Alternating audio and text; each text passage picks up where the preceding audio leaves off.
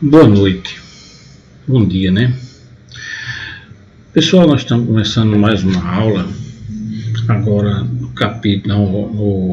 capítulo 3 do livro, página 33, onde fala em calor e variação de temperatura. Nós vamos ver hoje uma parte teórica, certo? A parte teórica. Depois, no futuro, a gente vai ver questões com cálculos. Pessoal, vamos começar. O que é calor?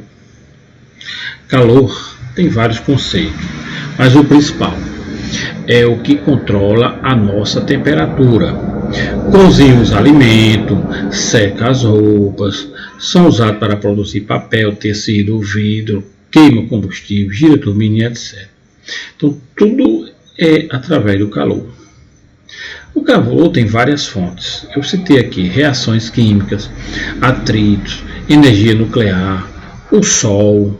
São vários tipos de fontes de calor. Unidade de quantidade de calor. Pessoal, essa unidade de quantidade de calor, o calor, tá? Ele é medido em caloria. A quantidade de calor é cal ou caloria. Eu botei aí o que é o cal, a caloria. É a quantidade de calor necessária para aumentar a temperatura de 1 grama de água de 14,5 graus centígrados para 15,5 sob pressão normal. Isso é parte técnica.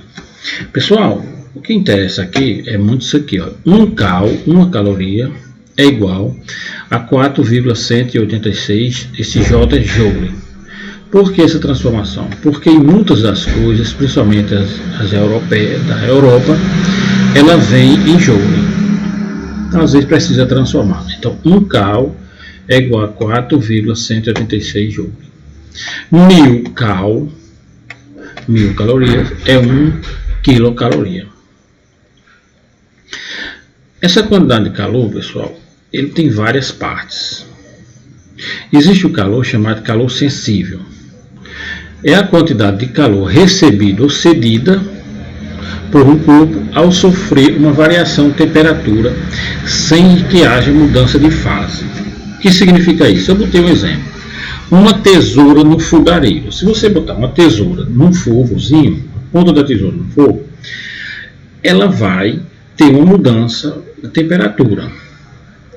Mas não vai ter mudança de fase. Ele é sólido e vai continuar sólido. Então, esse calor que esquenta, mas não muda de fase, é chamado de calor sensível.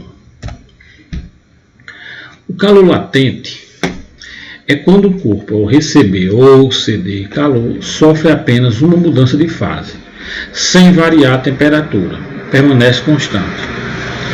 Eu vou ter um exemplo aqui: gelo a 0 grau sobre um fogareiro. Pessoal, o gelo, se você pegar um gelo e botar num fogareiro, assim, enquanto ele muda de fase, ele deixa de ser sólido e passa a ser líquido. Mas nessa passagem de sólido para líquido, ele ainda continua 0 grau. Com o passar do tempo, esse líquido é que vai mudando. Mas na passagem de gelo para o líquido, ele permanece 0 grau centígrado. Então é um calor latente. Calor específico é a quantidade de calor característica de cada substância necessária para que 1 grama de substância sofra variação de temperatura de 1 grau centígrado. Esse calor específico, cada substância tem seu calor específico.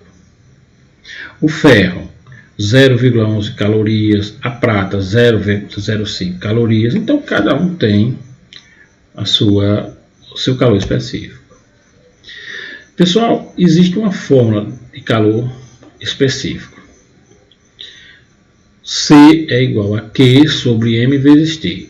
C é o calor específico, dado em cal, grama, grau centígrado.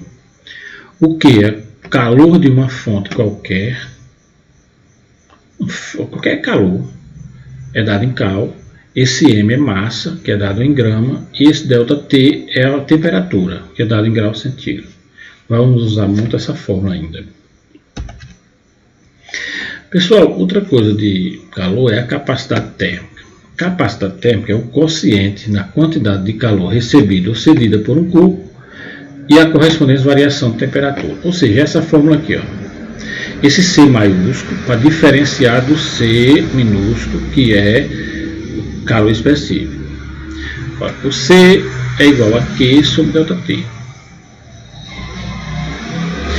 Também temos a mesma forma, C é igual a massa vezes calor específico.